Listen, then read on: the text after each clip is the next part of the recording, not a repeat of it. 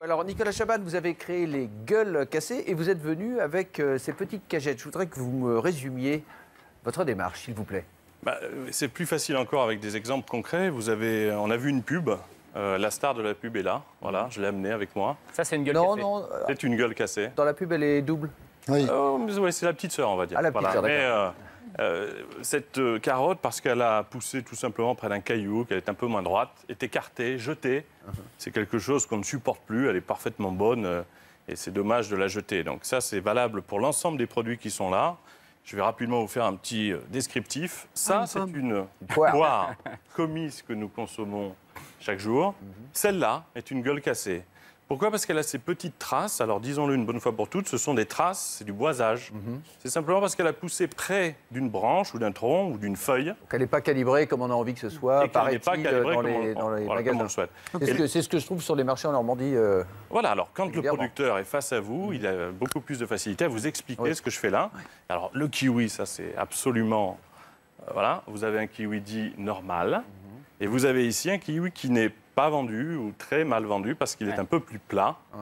C'est très dommage et autant d'exemples. Donc ça représente quel pourcentage par exemple? Alors 30% des fruits et légumes qui sont produits n'arrivent pas du champ à l'assiette. Et où vont-ils? Alors ils vont, dans le meilleur des cas, à la transformation. Mais bien souvent, ils vont simplement, hélas, à la poubelle parce qu'il n'y a pas de débouché valorisant. La pour eux. transformation, c'est quoi? C'est de la compote, Conserve, de la purée? Ça, compote, confiture. Mais évidemment, comme c'est très mal payé, le producteur qui a le souci de ses heures et de son travail a tendance à pas forcément les ramasser. Ça peut être plus Ça rentable reste de ne pas les ramasser que d'en faire... Ah, peut-être Alors, le producteur c'est- qui abuse alors, pas le consommateur. Ces légumes, ces fruits, les consommateurs rechignent encore à les acheter. Regardez ce petit micro-trottoir. Entre ces deux carottes, vous choisissez laquelle? Bien sûr, celle-là. Faut faire la cuisine, celle-ci. Ouais, celle-ci. Celle-là m'a l'air meilleure. Pourquoi? Parce qu'elle est plus lisse, c'est compliqué à éplucher. Parce qu'elle est plus belle. Parce qu'elle a l'air en bonne santé, que je suis un bon consommateur. Je sais pas, elle a l'air plus comestible. Parce qu'elle est plus naturelle. Et celle-là me paraît assez bizarre. C'est clair. Bon, c'est clair. il y a du travail. Vous avez pris un cas un peu... Non, je vous assure que ce matin, 8 sur 10 qu'on a interrogé préféraient la belle carotte toute lisse à la gueule cassée, justement. C'est Alors, c'est vrai normal. qu'elle était très cassée, celle-ci, c'est vrai. C'est normal. Me Pourquoi c'est normal semble-t-il, il manque un Ah, c'est visuel, enfin voilà, on est attiré par quelque chose qui a l'air. Si vous aviez inversé, que la gueule cassée était mieux lavée et l'autre plus sale, Elle était les pas gens très auraient lavée, oui, changé la du gueule père. Vous êtes en train de bouffer tout ce qu'il y a sur le plateau, là, Mathieu Bah oui, Voilà. C'est anti-gaspillage. Non, mais l'histoire de la carotte est intéressante parce qu'il y a une question d'éducation. C'est-à-dire qu'une carotte qui a encore sa terre, qui a encore son sable, est une carotte qui a été cueillie, qui a été ramassée récemment. Enfin, il y a cette dimension d'éducation, mais dans votre démarche, il y a peut-être aussi autre chose. C'est un problème global, parce que là, vous nous montrez des produits. C'est la grande distribution qui réclame des produits calibrés, des produits qui se conservent longtemps. Un camembert qui va se conserver plus longtemps, donc qui n'est pas au lait cru, des choses comme ça. Le camembert que Il je faut vous remercie revenir à des d'avoir apporté circuits sur ce courts, plateau. Hein.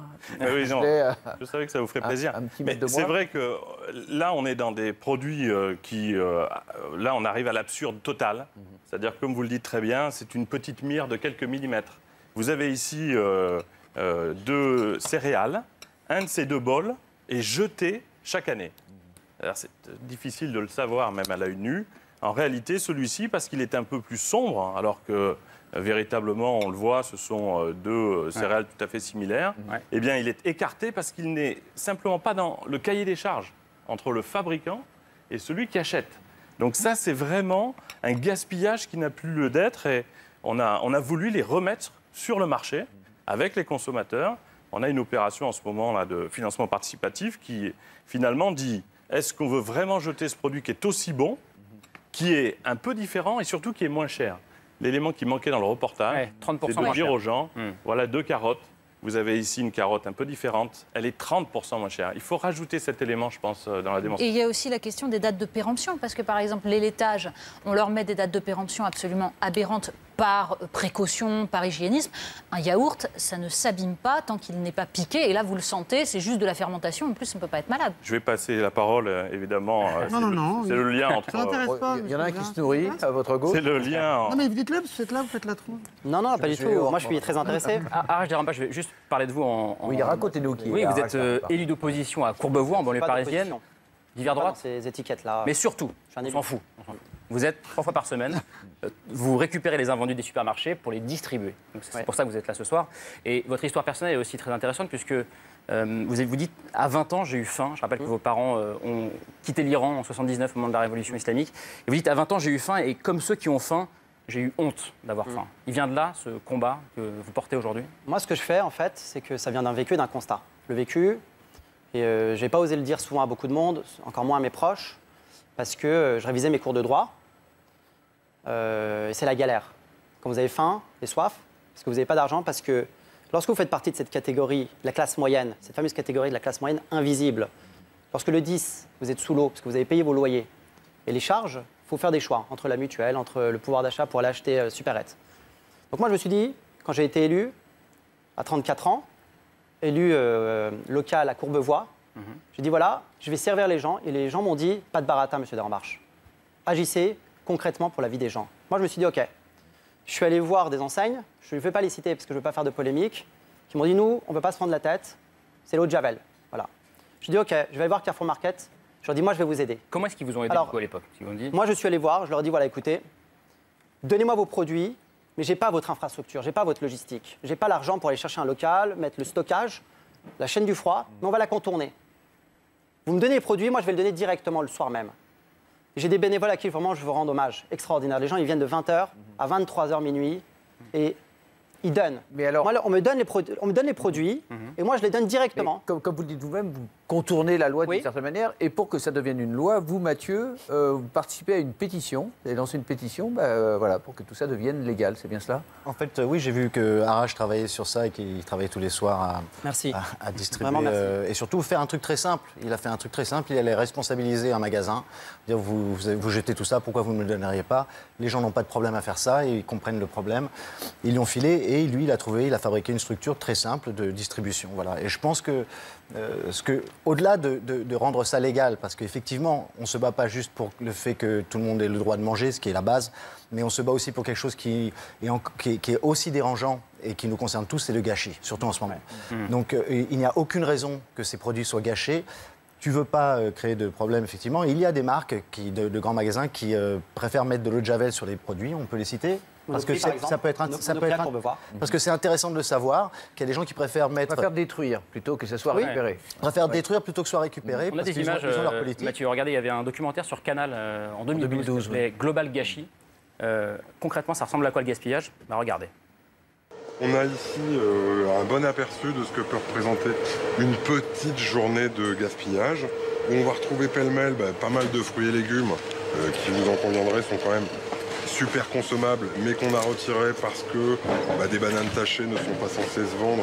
Et on va également retrouver tous les produits élaborés, qu'il s'agisse d'un produit bio qui est emballé en barquette, qu'il s'agisse d'une fraise qui est pourtant produite localement. C'est malheureusement 800 000 € par an qui foutent le camp. Et on est d'accord que c'est totalement absurde, enfin... oui, Arash. Si vous me permettez, moi, chaque semaine, je distribue environ pour entre 1 200 et 1 500 € de nourriture. Lorsque je vais donner ça au SDF ou à la classe moyenne, les gens, ils ne se prennent pas la tête à me dire oui, c'est compliqué, machin. Moi, je ne veux pas me prendre la tête. Moi, il y a des gens qui ont faim le soir, monsieur Decaune. Il y a des gens qui ont faim. Vous allez voir votre supermarché, la Superette, 20 à 30 kilos de gâchis par soir. Je demandais que cette loi, qu'on a co-signée avec Mathieu Kassovitz, qu'on puisse rendre obligatoire, non pas pour les supermarchés de plus de 1000 m², mais pour tous les supermarchés, que l'initiative ne soit pas prise par les associations qui viennent galérer aujourd'hui, ils ne savent pas à qui s'adresser. Moi, aujourd'hui, je suis un élu, donc je peux faire pression pour dire à Carrefour Market, je suis un élu, je vais vous aider si un jour je deviens maire, je vous rendrai l'ascenseur. Mais ça ne doit pas être comme ça. Donc je demande que la responsabilité pèse à la charge des supermarchés, peu importe la taille, peu importe la superficie, et que c'est à la charge. Qu'on les oblige. Oblige. Et qui peut le plus, peut le moins. C'est pas mon problème. On leur dit, voilà, vous trouvez le nombre d'interlocuteurs qu'il faut, mais c'est à vous de trouver les interlocuteurs, et je vous assure, monsieur Decaune, je vous assure, la fraternité a encore une signification dans notre pays. Ah, mais j'en suis certain. Les Français veulent s'engager. Les Français ont du cœur. Moi, j'aime les Français parce que j'ai jamais vu un peuple aussi généreux. Vous avez vu la Sana Batelli juste avant. Les Français ont du cœur. Et il faut juste qu'il qu'il y a un espoir dans notre pays. Moi, cet espoir-là, en tant que jeune élu, je veux l'incarner par cette action-là. Mais j'ai la même conviction, Mathieu. Ah oui, je suis convaincu de ça, que les gens, plus on est dans la galère, plus on est solidaire. Et il faut juste donner les moyens aux gens de trouver des solutions. Sa solution à lui, ce qu'il est en train de monter, est tellement simple à mettre en marche. Il ne faut pas... au-delà de la politique, c'est son travail. Lui, il veut faire une loi, effectivement. Moi, je pense que je suis...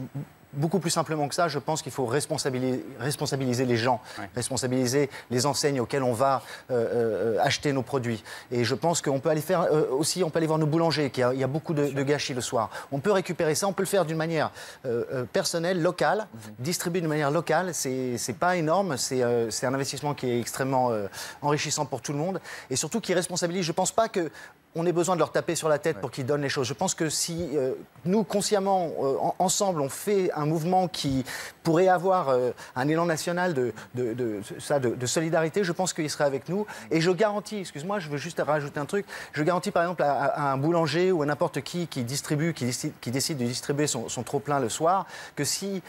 il vend moins dans la journée parce qu'il pense que les gens vont attendre le soir pour récupérer, il peut arrêter de rentrer dans le système. Et je pense qu'au contraire, les gens seront beaucoup plus fidèles, seront beaucoup plus heureux et puis surtout vont créer une communauté. Et ça, c'est ce dont on a besoin en France. Nicolas Chavannes, vous sentez qu'il y a c'est un mouvement qui est en train de prendre, qui a un écho Vraiment, nous, c'est un bonheur parce que le travail d'Arrache et de Mathieu Kassovitz est en train de, pour la première fois, faire émerger dans une dimension qui n'existait pas avant, une mobilisation qui appartient à tout le monde.